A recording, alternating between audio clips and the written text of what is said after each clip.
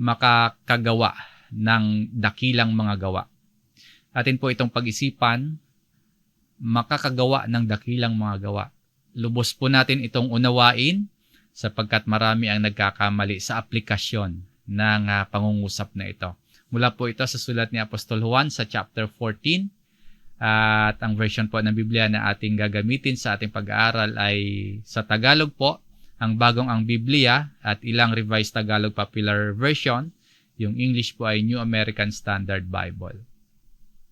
Kung maaalala pa po ninyo, sa ating mga nagdaang online service, mga online na Bible studies at pag-aaral ng Biblia, ay natalakay natin yung buong sulat o yung buong aklat ni Apostol Juan. Ngayon po, babalik-aralan natin yung ilang mga bahagi o ilang mga talata, piling talata mula sa chapter 14. So, simulan po natin o basahin muna natin itong verse 12. Ayon dito, katotohanang sinasabi ko sa inyo, ang sumasampalataya sa akin ay gagawin din ang mga gawang aking ginagawa at lalong dakilang mga gawa kaysa rito ang gagawin niya sapagkat ako'y pupunta sa Ama. Pakinggan po natin at pag-isipan natin ang nakasulat sa talatang ito. Ito po ay sinalita mismo ng ating Panginoong Hesus noong panahon na siya ay malapit ng arestuhin at malapit ng mamatay sa krus. Kung ikaw po ay kasama ni Hesus noong panahong ito bilang isa sa kanyang mga alagad na nakita mo po, nasaksihan mo po personally yung mga himala na ginawa ng Panginoon, na nakita mo ang kakayahan, yung kapangyarihan ng Panginoon at yung authority ni Jesus sa tao at kalikasan. Nakita mo lahat ng yon. Nakita mo na binigyan ng paningin ang bulag, pinigilan ang bagyo, pinahinto yung malakas na alon. Nakita mo rin kung paano pinakain yung libo-libong mga tao mula sa ilang pirasong isda at tinapay. Nasaksihan mo yung mga bagay na ginawa niya. Napakinggan mo yung husay ng pagtuturo niya. Nakita mo kung paano magpatawad ang Panginoon ng kasalanan at nasaksihan mo kung paano magbuhay ng patay.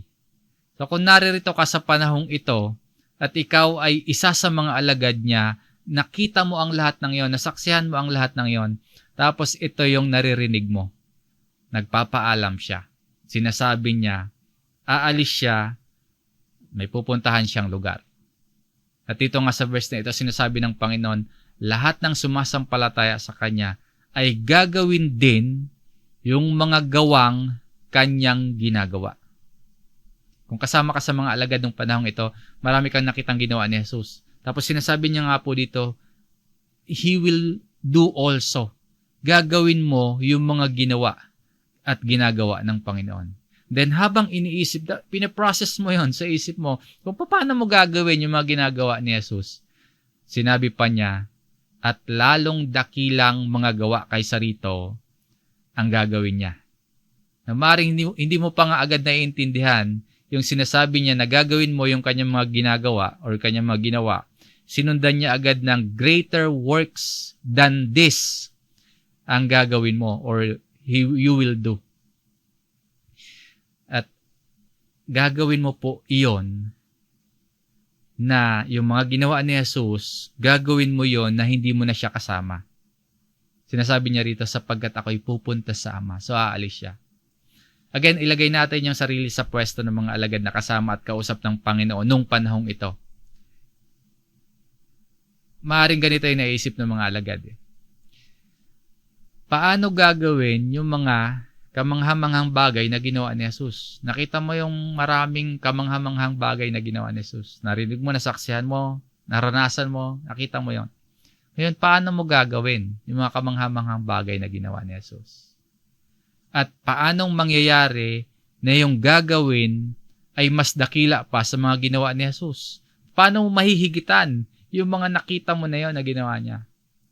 At paano ito magagawa nang hindi kasama si Jesus? Yung leader, yung mentor, yung guro, yung teacher mo, aalis. Pero may pinapagawa siya, katulad ng mga ginawa niya. At greater pa yung inaasahan niya na gagawin mo. Tingin po tayo ng isang halimbawa ng ginawa ni Jesus na nasaksihan ng mga kasama niyang alagad nung siya ay narito sa lupa. Halimbawa po, pagdating sa pananalangin ni Jesus. Then, i-apply natin yung mga tanong na ito. Paano natin magagawang manalangin tulad ni Jesus?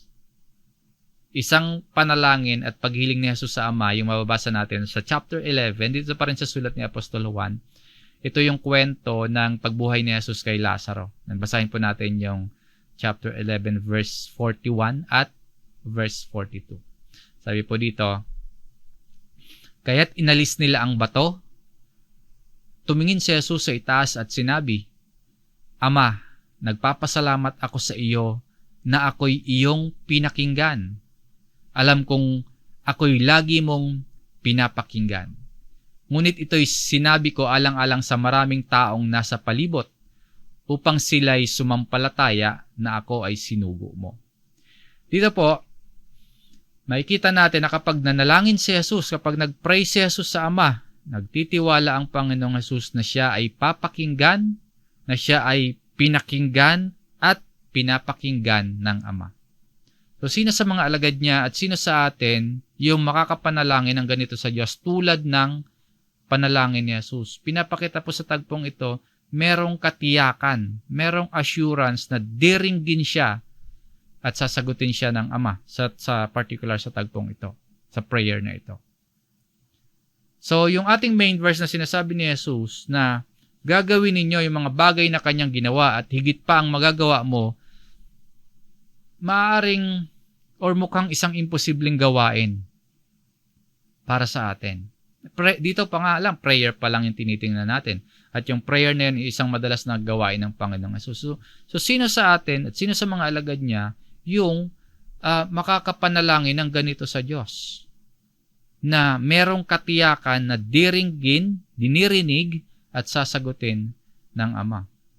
Sa chapter 14 po, matapos sabihin ni Jesus na gagawin ninyo yung mga ginawa niya, sinabi ng Panginoon sa verse 13 at 14, at anumang hingi ninyo sa aking pangalan ay aking gagawin, upang ang Ama ay maluwalhati sa Anak. Kung kayo'y humingi ng anuman sa pangalan ko, ay gagawin ko. So, yung assurance, yung katiyakan na kapag nag-pray tayo sa pangalan ni Jesus, sasagutin ang panalangin natin na gagawin anuman yung ating hingin. Sa unang tingin, imposible na mangyari sa atin yan na magawa natin yan.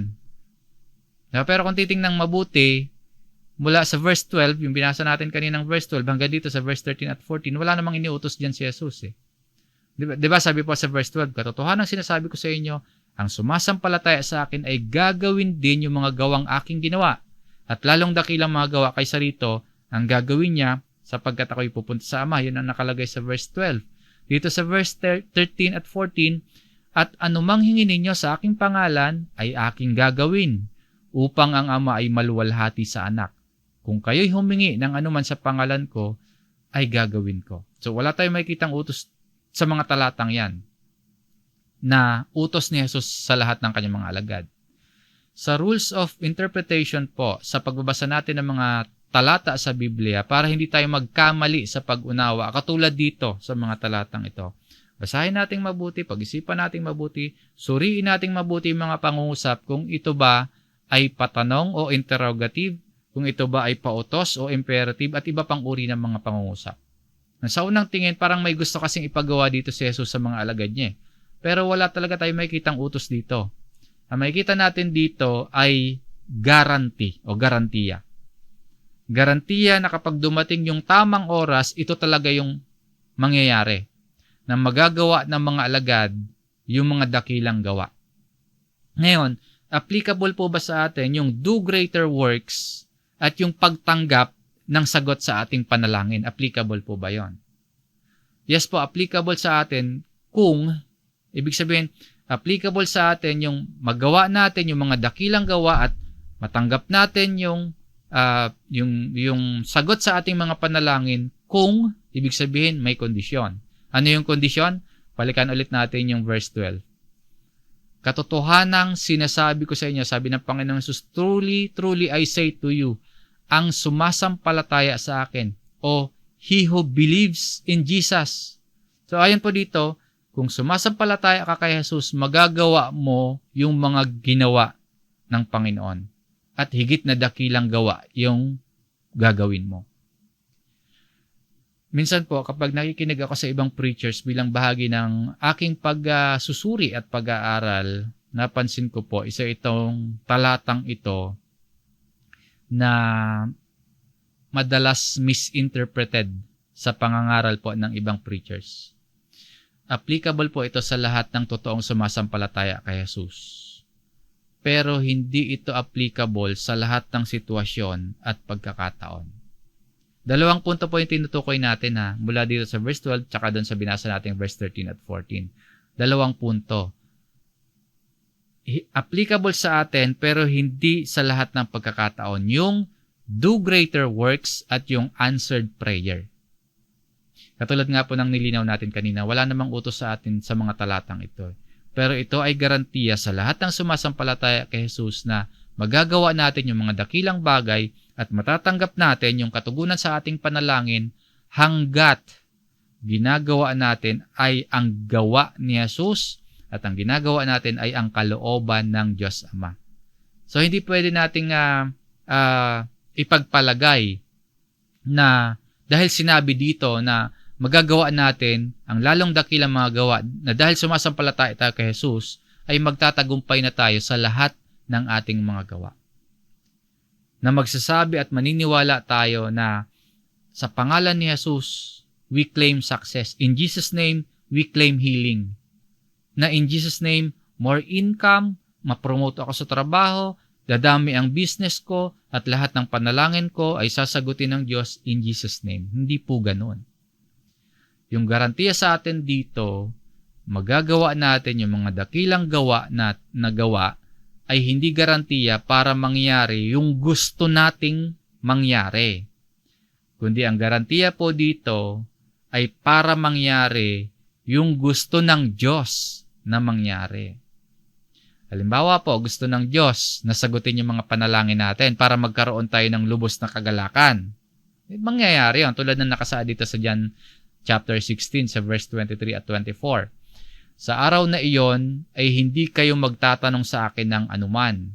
Katotohanang sinasabi ko sa inyo, kung kayo'y hihingi ng anuman sa Ama sa aking pangalan, ay ibibigay niya ito sa inyo. Hanggang ngayon wala pa kayong hinihinging anuman sa pangalan ko.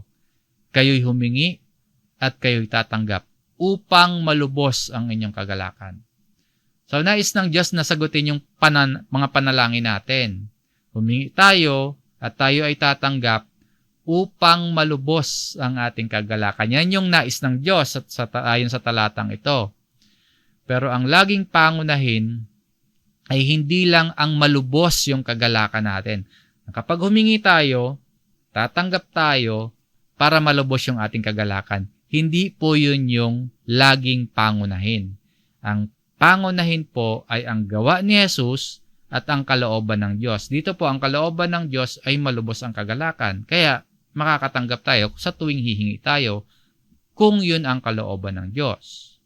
Dahil yun po yung priority. Gawa ni Jesus at kalooban ng Diyos Ama. Hindi yung gusto natin yung laging pangunahin. Ang kalooban ng Ama at kung ano ang ginawa ni Jesus, yun ang prioridad. Meron po kasing napoprostrate at merong nagdududa sa Diyos na kapag hindi ito nangyari sa kanila, na ang hiningin nila sa pangalan ni Jesus ay hindi sa kanila ibinigay, nagtatampo, nagdududa, napoprostrate sila sa Diyos. Sinasabi nila, akala ko ba in Jesus' name gagaling yung sakit ko? Akala ko ba in Jesus' name makakapag-abroad ako? Akala ko ba makakapasa ako sa exams ko? Magtatagumpay ako sa negosyo at trabaho ko in Jesus' name. Ang tanong po, paano kung magkaiba yung gusto mo sa gusto ng Diyos? Sino yung mag-a-adjust? Ang priority po kasi ay ang kalooban ng Diyos at ang ginawa ni Jesus. Yun yung pangunahin. Hindi yung paghingi natin ay tatanggap tayo para malubos yung ating kagalakan. Hindi po yun yung pangunahin. So, paano kung yung gusto natin iba sa gusto ng Diyos? Sino yung mag-a-adjust? Yung Diyos ba yung mag-a-adjust sa panalangin natin? Yung Diyos ba yung mag-a-adjust para mangyari yung gusto natin? Meron nga siyang nais, meron siyang kalooban para sa atin. Pero paano kung yung nire-request natin, kahit sa pangalan ni Jesus, ay magkaiba sa gusto ng Diyos? So, Diyos ba yung mag-a-adjust? Diyos ba yung mag-a-adjust para mangyari yung gusto natin? Kung nagugulahan po tayo, no, hayaan na tulungan tayo ng salita ng Diyos. Na patuloy tayong pagkalooban ng karunungan para maunawaan natin ang kanyang mga mensahe. Balikan po natin yung ating main verse. Sabi po dito sa verse 12, katotohanan ang sinasabi ko sa inyo, ang sumasampalataya sa akin ay gagawin din ang mga gawang aking ginawa. At lalong dakilang mga gawa kaysa rito ang gagawin niya sapagkat ako'y pupunta sa Ama. So sinasabi po dito ni Jesus, kung tunay ang pananampalataya natin sa Kanya, gagawin natin yung mga ginagawa niya. Kaya yung gusto natin, ihahanay natin sa gawa niya. Pero dito, utos ba yon? May utos ba dito? Diba? Wala po, hindi po. Garantiya ito na gagamitin ka ng Diyos sa mga plano niya na mangyari yung kalooban ng Diyos. Gawa ni Jesus, hindi yung gusto natin. Garantiya ito sa mga alagad na siguradong gagawin nila yung mga ginawa ni Jesus at lalong dakila pa ang kanilang magagawa kahit pa hindi nila kasama si Jesus. Pero kung iisipin po na mga kapatid, mas doable, mas possible na magawa ng mga alagad yung mga gawang ginawa ni Jesus kung magkakasama sila. Kaya lang nagpapaalam dito si Jesus. Pero bakit nga ba kailangang iwanan ni Jesus yung mga alagad? Sabi po sa verse 2, dito parang sa chapter 14, sa bahay ng aking ama ay maraming tahanan. Kung hindi gayon, sasabihin ko ba sa inyo na ako'y paparoon upang ihanda ko ang lugar para sa inyo? So, ipinapakita dito ng Panginoong Jesus ang reason kung bakit siya aalis. Maaring hindi ito maintindihan ng mga alagad at hindi rin nila inaasahan yung pagpapaalam ni Jesus. At hindi rin nila alam pa kung saan pupunta si Jesus. Kaya ang tanong ni Thomas sa verse 5, sinabi sa kanya ni Thomas, Panginoon, hindi namin alam kung saan ka pupunta. Paano namin malalaman ang daan? So itong pagpapaalam ni Jesus, hindi nila inaasahan. Pero itong pag-alis ni Jesus ay kinakailangan. Kailangang umalis ang Panginoon. Bakit kailangang umalis si Jesus? Una po, upang maghanda ng lugar para sa lahat ng kanyang mga alagad. Yung binasa natin kanina sa John chapter 14 sa verse 2. Sapagkat sa bahay ng aking ama ay maraming tahanan. Kung hindi gayon, sasabihin ko ba sa inyo na ako'y paparoon upang ihanda ko ang lugar para sa inyo? So pupunta or babalik si Jesus sa bahay ng ama. Meron siyang gagawin. Kaya kailangan niyang umalis. Kailangan niya magpunta sa bahay ng ama. Ang gagawin niya, kaya siya aalis para ipaghanda ni Jesus ang lugar para sa mga sumasampalataya sa Kanya. So yun yung unang dahilan ng pag-alis ni Jesus. Ang isa pa, upang ang Espiritu Santo ay dumating. Basahin naman po natin ang John chapter 16, dito po sa verse 7. Gayon may sinasabi ko sa inyo ang katotohanan. Makakabuti sa inyo na ako'y umalis. Sapagkat kung hindi ako aalis, ang mang-aaliw ay hindi darating sa inyo. Ngunit kung ako'y umalis, siya'y susuguin ko sa inyo. So yung helper, yung mang-aaliw na binabanggit dito, yung susuguin kapag umalis na si Jesus, ito po yung Espiritu Santo. So yan yung isa pang dahilan kung bakit kinakailangan na umalis si Jesus. Para dumating po yung Espiritu Santo. Ang kasunod po na dahilan bakit kailangang umalis ni Jesus, upang ang Ebanghelyo ay maipangaral sa lahat ng mga bansa. Sabi po sa Gawa chapter 1, dito po sa verse 8, ngunit tatanggap kayo ng kapangyarihan pagbaba sa inyo ng Espiritu Santo at kayo'y magiging mga saksi ko sa Jerusalem, sa buong Judea at Samaria at hanggang sa kaduluduluhang bahagi ng lupa.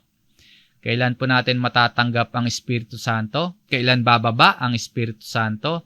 Sa pag-alis ni Jesus at sa pagsampalataya natin kay Jesus. Ano ngayon yung mangyayari kapag nasa atin yung Holy Spirit? Ayun po dito, at kayo ay magiging mga saksi ni Jesus sa buong mundo. Dahil sa pagbalik ni Jesus sa Ama, sino mang naniniwala sa Panginoong Jesus ay tumanggap ng banal na Espiritu para magawa yung mga gawa ni Jesus at gumawa ng lalong dakilang mga gawa. At nangyari ito sa mga unang alagad. Dumating sa kanila yung Holy Spirit at nangaral sila ng salita ng Diyos sa iba't ibang dako. Yung pagiging saksi po, ipinangaral nila yung kanilang nasaksihan. Kapag sinamarize po natin yung aklat ng mga gawa, ganito yung pinaka-idea. Bago umakyat sa langit si Jesus, sinabi niya sa mga alagad niya, manatili lang muna sila sa Jerusalem. Then matapos umakyat sa kanan ng Diyos si Jesus, makalipas po yung ilang araw, bumaba sa mga alagad yung Espiritu Santo. At nagsimula na yung mga alagad makapagsalita ng iba't ibang wika na hindi naman nila pinag-aralan. Pagkatapos nung nagpunta sila sa mga lugar, iba't ibang lugar para magpagaling ng may sakit, para yung ibang mga alagad magpalayas ng masasamang espiritu, yung iba po gumawa ng mga himala, pero pangunahin sa lahat ng mga alagad ay maipangaral ang ebanghelyo. Naturuan yung mga tao ng mga katuruan ni Kristo at ibahagi ang ebanghelyo hanggang sa kaduluduluhang bahagi ng lupa. Ngayon po, yung Holy Spirit na tinanggap ng mga unang alagad ay kaparehong Espiritu Santo na tinanggap mo nung sinampalatayanan mo si Kristo. Kung tunay po tayong sumasampalataya kay Jesus, sumasa atin ang Espiritu Santo. At yung Holy Spirit po, yung nag-uudyok sa atin o yung Holy Spirit yung nagtutulak sa atin na ibahagi sa maraming tao ang Ebanghelyo. Kung may desire ka to share the gospel, at tandaan mo po ang isa sa ginawa ni Jesus nung siya ay naririto sa lupa, at iyan yung pangunahin sa mga gawa niya share the gospel, maipangaral ang Ebanghelyo o kaya maipangaral ang salita ng Diyos. Ngayon, kung may desire po tayo na maipangaral din ang salita ng Diyos, gamit yung anumang kaloob sa atin, yan po ay kapangyarihan ng Espiritu Santo na kumikilos sa atin. Meron ka pong Holy Spirit sa loob mo para magawa mo ang mga ginawa ni Jesus. Garantiya iyon. Pero hindi ibig sabihin na makakagawa ka din ng mga himala tulad ng mga unang alagad o kaya tulad mismo ng Panginoong Jesus. Bakit nga ba gumawa ng himala ang Panginoon at maging mga alagad noon? Nag-perform ng milagro at himala ang Panginoong Jesus to prove and back up yung mga sinasabi niya na yun ay totoo at maaasahan. Ganon din sa mga alagad noon. Kaya gumawa ng himala ang mga alagad to prove then and back up na yung sinasabi nila ay totoo at maaasahan. So sigurado tayo na totoo ang sinabi ni Jesus dahil verified yon ng mga himala na ginawa niya. At sigurado din po tayo na totoo yung sinabi ng mga unang alagad na galing sa salita ng Panginoong Jesus ang ipinapangaral nila dahil verified yon ng mga himalang ginawa nila noon dahil sa espiritong nananahan sa kanila. Kailangan po nating maunawaan na sa panahon nila, sa panahon ni Jesus, sa panahon ng mga unang alagad, himala po yung tanging paraan para ma-verify kung ang isang tao na nangangaral ay nagsasalita na galing sa Diyos. Sinimulan ni Jesus, pinagpatuloy po yun ng mga alagad para maniwala ang mga tao noon. So sa ngayon po, kailangan pa po ba nating makakita ng himala para maniwala sa Panginoong Jesus? Hindi pa ba sapat yung nasaksihan nating himala ng muling pagkabuhay ng Panginoon, yung pag-akyat sa langit bilang dakilang himala ay hindi pa ba sapat yon? Kailangan pa ba natin ng mga bago at karagdagang himala ngayon para maniwalang merong Jesus na muling nabuhay at nasa kanan ng Ama ngayon? Mas ligtas po at mas malayo tayo sa panlilinlang kung wala na yung mga himahimala na yan. Sa panahon ngayon, mas delikado pa nga po pag may mga kakaibang pangyayari o kaya may mga milagro o mga himala tayong masasaksihan. Halimbawa po, may nabuong mukha sa isang pader, sinamba ng mga tao, ginawang banal yung pader. May kakaibang pangyayari. O kaya, may korteng babae sa katawan ng puno. Sinamba na yung puno. Tinirika na ng kandila. Nagkaroon na ng prayer gathering. O kaya, pinupunasan na ng bimpo. Dinadasalan na nila. Kaya mas delikado pa yung mga may kakaibang mga pangyayari. Sapat na yun yung mga milagro at himala na ginawa ng Panginoong Hesus at ng mga unang alagad. O kaya ganito, kakaibang pangyayari sa panahon natin ngayon, nababalitaan natin madalas. Meron daw po isang pastor, ilang buwan nang walang pag-ulan, isang matimtim na panalangin at kumpas lang ng pastor, umulan na, himala daw. Makapangyarihan na yung pastor. Kaya kahit saan siya magpunta, maraming nakikinig sa kanya mga pananalita. Ginagalang na siya na parang Panginoon na. Bawat salita niya, pinaniniwalaan na. O kaya nanalangin yung isang preacher nakapagpagaling ng may sakit. So anong nangyayari doon? Kaya bakit masasabi ko na mas delikado pa yung may mga ganong kakaibang pangyayari? Kasi sino yung sumisikat? Kapag yung isang mangangaral ay nakapag-perform ng miracle, nakapagpagaling ng may sakit, sino yung mas sumisikat? Sino mas nakikilala? Madalas po yung preacher, yung mangangaral, hindi si Kristo. Gawa ng mangangaral, hindi gawa ni Kristo ang nahayag. Pero pwede ba bang mangyari yung mga himala ngayon? Pwede. Kaya pa bang gumaling yung mga taong may taning na yung buhay dahil sa sakit kung ipagpe-pray natin? Pwede pa rin po. Pwedeng mangyari. Pero ano yung saysay kung gagaling yung physical na katawan ng isang tao pero mapapahamak naman yung kanyang kaluluwa? Di wala din. Maaring maging masaya tayo kung gagaling yung isang taong ipinag-pray natin. Pero higit po tayo magiging masaya kung yung taong ipinag-pray natin ay hindi pa man gumaling pero magiging tagasunod na ni Kristo. Kung may himala po na kailangan nating masaksihan ngayon, himala po yun ang pagbabago ng tao, bunga ng pananampalataya dahil sa tinanggap na ebanghelyo. Yun yung, kung kailangan kung sinasabi natin kailangan natin makasaksi ng mga miracles. Yung himala na kailangan natin ay pagbabago ng tao, bunga ng pananampalataya dahil sa tinanggap nila na ebanghelyo. Na dahil sa narinig nila yung gospel, halimbawa may isang ama ng pamilya na dati pabaya sa asawa, pabaya sa mga anak, tinanggap niya yung narinig niyang gospel, nagbago siya. Yun yung miracle. Naging responsableng ama, naging responsableng magulang at asawa. O kaya merong kapitbahay na kakilala ka na nalulong sa masamang bisyo. Pero nung marinig nila, nung ma-share mo yung gospel, hindi na niya mahanap yung satisfaction at yung pleasure sa masasamang bisyo. Kundi na kay Kristo na yung kagalakan niya, yung kapayapaan niya, yung satisfaction niya na kay Kristo na. Yun yung himala. Yun yung pagbabago ng tao dahil sa pagkakaroon ng pananampalataya. O kaya, meron tayong kakilala na todo trabaho, kahit linggo, kahit araw na dapat para sa Diyos, ay inilalaan sa paghahanap buhay para kumita ng maraming pera.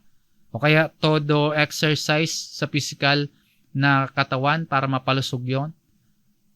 Pero dahil sa gospel, dahil sa ebanghelyo na natanggap nila, kaya mana na sa langit ang iniipon ngayon at pinapalusog na hindi lang yung physical na katawan, kundi pati yung spiritual na kalagayan na pinapalusog na rin. Yun yung miracle.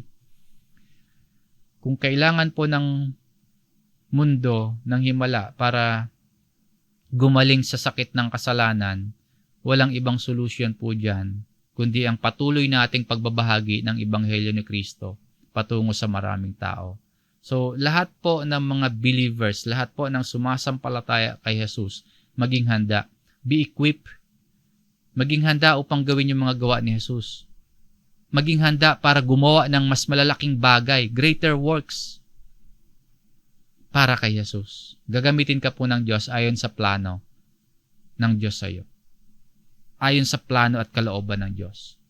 Ang maipahayag sa maraming tao ang Ebanghelyo. So sa pag-alis ni Jesus, magagawa natin yung mga ginawa niya. Pero again, ano nga po yung kondisyon sa verse 12? Ang sumasampalataya sa akin ay gagawin din ang mga gawang aking ginawa. He will also do. Obviously po, hindi naman natin magagawa yung mga ginawa ni Jesus. Pero pwede po nating hayaan na gamitin tayo ng Panginoon para maipagpatuloy yung gawa na sinimulan niya. Pwede tayong gamitin ng Panginoon para sa gawaing pagliligtas. Pwede tayong maging kasangkapan ng Panginoon para sa gawaing pagliligtas sa maraming tao, at pwede tayong magtiwala na merong Holy Spirit sa loob natin para palakasin tayo na magawa at masundan yung mga ginawa ni Jesus. Lalo na po sa gawaing preaching the gospel at making disciples. At sa verse 13 at 14, at anumang hingin ninyo sa aking pangalan ay aking gagawin upang ang Ama ay maluwalhati sa anak. Kung kayo'y humingi ng anuman sa pangalan ko ay gagawin ko. Sa pananalangin natin, applicable sa atin ito if, kung. May condition po na actually dalawa po yung condition. Una yung sinabi natin, nabasa natin sa verse 12 kanina, yung pagsampalataya kay Jesus. Anumang hingi natin sa pangalan ng Panginoon, sabi dito, gagawin ng Panginoon if we believe. Ang pananampalataya kay Jesus, mahalaga po yan sa pananalangin natin sa Diyos. Kung hindi tayo sumasampalataya, wala pong saysay yung prayers natin. At sinasabi nga dito sa verse 13, whatever you ask in Jesus' name, kaya sa ending po ng ating bawat pananalangin, sinasabi natin sa pangalan ni Jesus. Dahil po yung dahilan natin ay sa talatang ito. Pero wag nating kakalimutan yung ikalawang kondisyon para magawa natin yung mga dakilang gawa at matugunan ng Diyos yung ating mga panalangin. Problema po kasi hindi pinapansin ng iba yung ikalawang kondisyon. Ano yon? Ito pa rin sa verse 13, upang ang Ama ay maluwalhati sa anak, so that the Father may be glorified in the Son. Kung para sa kaluwalhatian ng Ama, magagawa nga natin ang ginawa ni Jesus at sasagutin ang prayers natin. Dalawang dahilan, no? Kung sumasampalataya tayo kay Jesus at kung sa ikaluluwalhati ng Ama. Kaya lang nga, ang gusto natin at yung natatandaan lang natin dito ay ito anuman ang hingin ninyo sa aking pangalan ay aking gagawin. Saka yung sa verse 14, kung kayo'y humingi ng anuman sa pangalan ko, ay gagawin ko. So, ginagamit natin ang pangalan ni Jesus para isara ang pananalangin natin. Kumbaga, tinatapos natin yung ating mga prayers sa kung sino si Jesus at kung ano yung kalooban niya at kung anong magagawa niya. Pero wag natin kakalimutan yung pinaka dahilan. No, hindi yung anumang hingin natin sa pangalan ng Panginoon ay gagawin at kung tayo humingi sa pangalan niya ay gagawin ng Panginoon. Kundi yung pagsampalataya natin sa Panginoong Hesus at kung ating ang ating hiling at ang ating gusto ay para sa ikaluluwalhati ng Ama. We pray in Jesus' name dahil alam natin na lahat ng dalangin ni Jesus sinasagot ng Ama. At iyon ang katiyakan natin. Pero hindi po ibig sabihin na lahat ng dalangin natin ay siya ring dalangin ni Jesus. Nasundan po ninyo? Yun po yung kasi dapat maging layunin natin para magkaroon tayo ng guaranteed na kasagutan sa ating prayer. Na yung panalangin natin ay maging katulad ng panalangin ni Jesus. So hindi po si Jesus at hindi rin po ang Diyos Ama ang mag-a-adjust sa gusto natin. Kundi tayo po, yung gusto natin ay nakahanay sa gusto at kalooban ng Diyos. Tayo po ang mag-a-adjust. Ihanay natin yung laman ng prayers natin sa kung ano ang ginawa ni Jesus. Ihanay natin yung laman ng prayers natin sa kung ano yung kalooban ng Ama. Problema po sa maraming tao, kapag hindi sinasagot ng Diyos ang panalangin nila, nagdududa sila sa kapangyarihan ng Diyos. Nagdududa sila sa totoo ba ang Diyos? At nagdududa po sila sa pangako ng Diyos. Hindi man lang iniisip kung ang nilalaman ba ng prayer, yung request ba natin sa Diyos ay maluluwalhati kaya ang Diyos? Ito bang prayer ko kapag sinagot ng Diyos, masusulong kaya yung ebanghelyo? Or baka puro pansarili lang yung laman ng prayers ko? So, suriin po natin yung nilalaman ng ating mga panalangin. Sabi ni Santiago sa kanyang sulat dito po sa Santiago chapter 4 sa verse 3. At humingi man kayo, wala rin kayong natatanggap dahil hindi tama ang inyong layunin. Humihingi kayo upang mapagbigyan ang inyong kalayawan. Maling layunin, kaya hindi pala natin natatanggap yung sagot. Kaya hindi natin magawa yung mga nais ipagawa ng Panginoon dahil baka mali yung motibo natin. Sa prayers natin, pag nagsabi tayo ng sa pangalan ni Jesus, sinasabi din natin na mangyari nawa ito sa kalooban ni Jesus. Ang prayers natin ay isang mapagpakumbaba, nagtitiwala at umaasa sa Diyos. Hindi tayo naniningil ng utang sa Diyos. Wala po siyang, tayo po ang mag-a-adjust. Ang pananalangin sa pangalan ni Jesus ay hindi parang meron tayong VIP card o kaya VIP access sa langit na pwede nating makuha kahit anong gusto natin dahil ginagamit natin yung phrase na in Jesus' name. Hindi po ganon. Ang pananalangin sa pangalan ni Jesus ay paalala po kung ito ba ay nakahanay sa kalooban mismo ng Panginoon, nakahanay sa plano ng Panginoon, at sa kapurihan ng Diyos Ama. Kung totoong sumasampalataya tayo kay Jesus, sinasabi ng Panginoon, merong garantiya na makakagawa tayo ng mga dakilang gawa. Ang makapag-aral po at makapangaral ng salita ng Diyos. Isang dakilang gawa ng isang mananampalataya. Magagawa natin ito hindi dahil sa sariling lakas natin. Magagawa natin ang mga dakilang magawa dahil na rin sa tulong ng Espiritong nananahan sa atin. Kung totoong sumasampalataya tayo kay Jesus, mayroong garantiya na magagawa natin yung mga dakilang gawa at may garantiya na may nakikinig sa ating pananalangin na may tutulong sa atin para magawa yung gawa ni Jesus at para mabigyan ng glory o kaluwalhatian ang Diyos. Makakagawa tayo ng mga dakilang gawa kung sumasampalataya tayo kay Jesus at mangyayari ito sa atin kapag yung hinihiling natin sa pangalan ni Jesus ay para sa ikaluluwalhati ng Ama. Hanggang dito po ang ating pag-aaral. Sa Diyos ang kapurihan, biyaya at kapayapaan ng Diyos ay sumainyo po mga kapatid. Maraming salamat sa inyong pakikinig. Tayo po ay muling manalangin.